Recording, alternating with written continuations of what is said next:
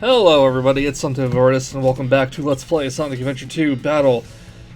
Chris, it's been Hello. 10 minutes since our last recording. How have you been? I've been good. Good. I'm looking at Shadow. I'm thinking he's badass. He's got red streaks in his quills. He's out for revenge because Maria died of sickness or aliens. Something. It looks Skyrail. It is Skyrail. Let's talk about the game this time. So, okay. Last time we avoided talking over the best Shadow level, and now we'll talk about maybe the most underwhelming Shadow level, because it's over in less than 2 minutes, and he only has 4 levels to start with, and that's super disappointing. But it is cool to see Pumpkin Hill in the day. Yeah, this is I remember the level that was for the demo of Sonic Adventure 2 for Dreamcast, where they're like, hey, you can like play a little bit of Shadow, and this was the level for that demo. You played it? Yeah, I remember the first time I played a Shadow, it was on a demo at, it was Computer USA. I don't know if you remember that show, right? Store by the Freehold Mall, by the movie theater. Nope. And they had a pretty big Dreamcast section there for some reason. But it was Shadow for sure. Yeah, because this it was Shadow. Because wasn't this level supposed to be for Sonic originally? Like some early screenshots showed Sonic in this level. I couldn't tell you anything about that, but I know that I played this level as part of a demo booth, because they let you do the darker hero side, and I think Sonic's demo level was definitely City Escape. Okay. Maybe it wasn't, but I know this one for sure was Shadow's demo level. Oh man, thank you. Did they have, like, every character playable on a level, or just Sonic and Shadow? I think this demo was just Sonic and Shadow. I mean, that would have been a pretty big demo if it was, like, 6 levels for, like, every character. You know, because there's 6 characters in total, so there would be 6 stages, but... So you remember more about this game coming out at the time than I do, because I wasn't as into Sonic when this game came out. I really wasn't even aware of what was happening with the Dreamcast, to be honest. So, do you remember what like how this game was marketed? If they were focusing more on just Sonic and Shadow, or were they kind of hyping up like the hero versus dark side in general? I mean, it was definitely the hero versus the dark side, with Sonic and Shadow being the focus. I mean, they had those like real life like hedgehogs like in the commercials. Well, I remember that one for the. I remember that one, but I thought it was for the GameCube port. I thought it was for the regular version. Sure. The GameCube version, I remember being one of those things that like as a kid, like, I remember it, like, existing, but I remember at the same time, like, I didn't believe it existed until, like, I actually saw it, like, on, like, an advertisement, because it was one of those things where, like, I got the GameCube, and I was like, hey, I think I could get, like, a Sonic game for the GameCube, and I'm like, no, that's impossible. There's no way I can get, like, Sonic Adventure 2 on GameCube, and then... Yeah. You know, I saw a Target ad, like, holy shit, I can get it on GameCube. That's awesome. Yeah, that's when I was getting back into Sonic. And just for the record, I wasn't, like, less interested in Sonic. It was just kind of, Sonic with me ended on the Genesis, because I never got, like, the Saturn or the Dreamcast or anything. You know, it was just pretty much going straight to the N64 and then the GameCube. And then Nintendo Power had this, great issue about just like promoting the hell out of Sonic being on this console, and Sonic's missing his pupils in there. I don't know if you could have seen it, but it's just kind of weird. So it was more of like I was getting back into Sonic now because I could. Yeah. Never got into Sonic Advance though. I really don't know why either, because I must have had like every opportunity to, and I just never took it up. I guess Game Boy Advance for me was more about RPGs than the platforming stuff, although I don't know, because I have my fair share of platformers for the Game Boy Advance as well. I don't know, it was just something that I was on, yeah, I'd really like to try them, at the very least the first one. Yeah, they're fun.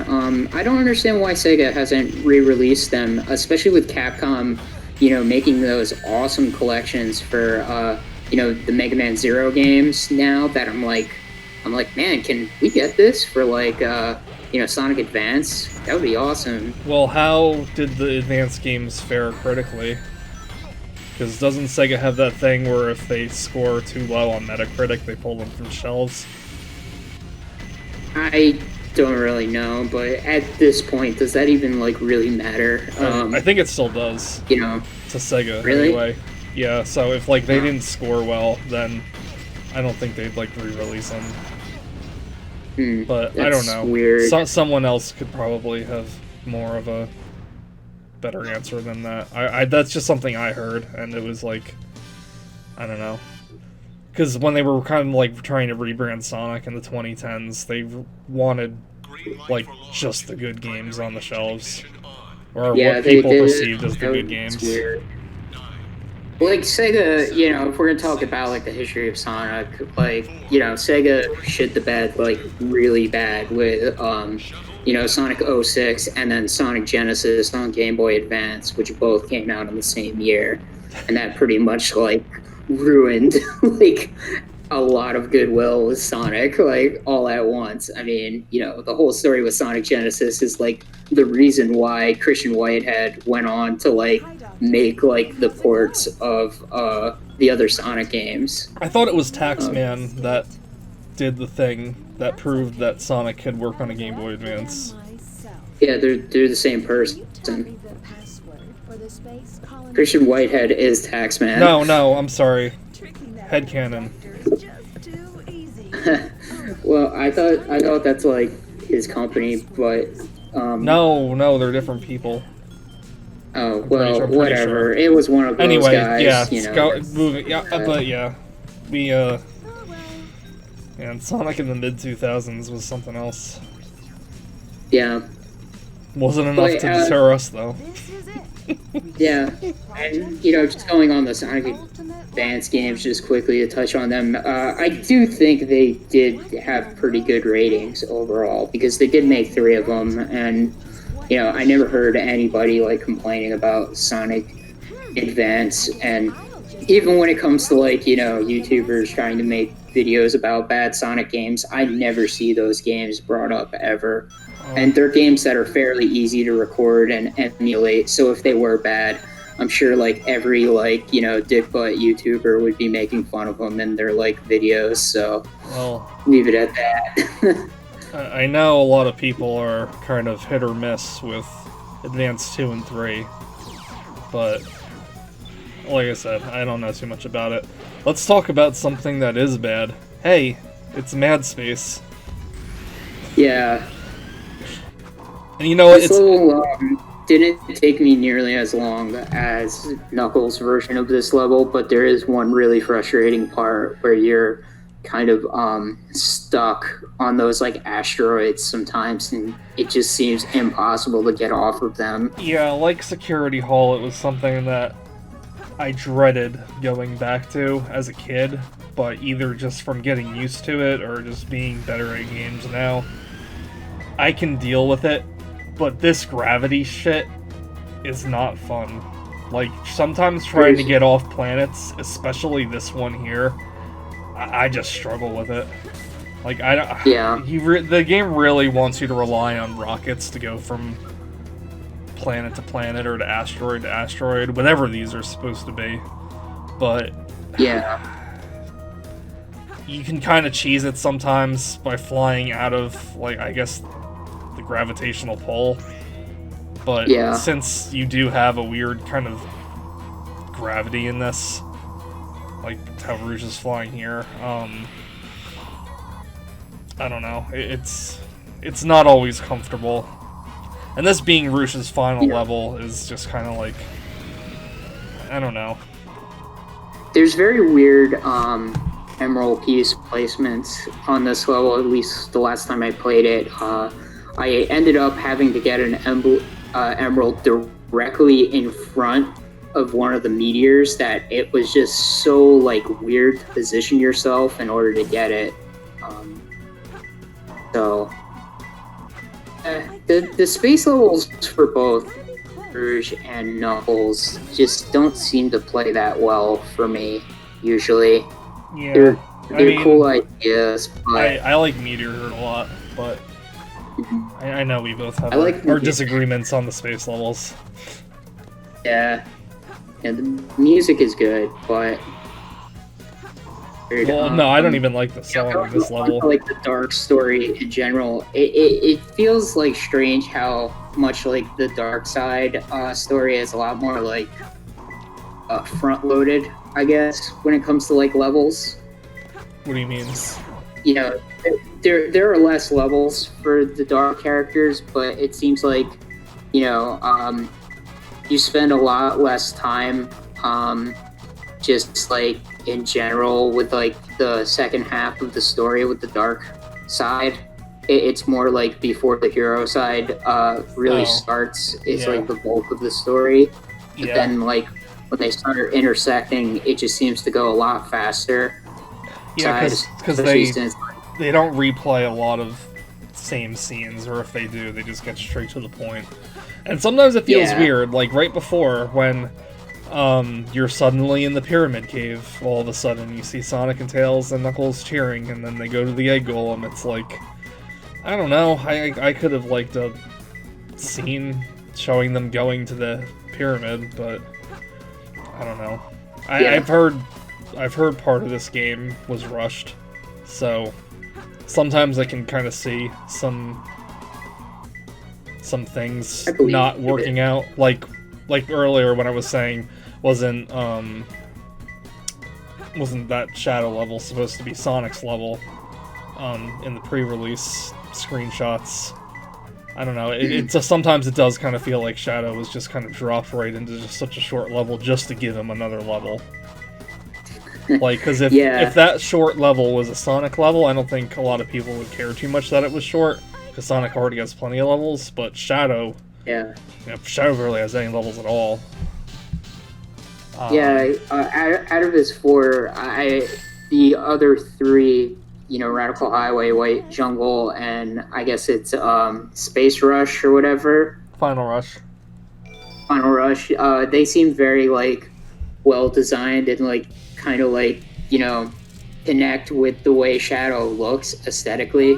Like especially like Radical Highway, like you know, that just like it's like so like not really, I'm not like an artist or anything, but like I just feel like that level's design fits so well with the way like Shadow looks and like showing off like his like style and everything compared to Sonic. I mean, I'm only some type of artist, but I agree completely.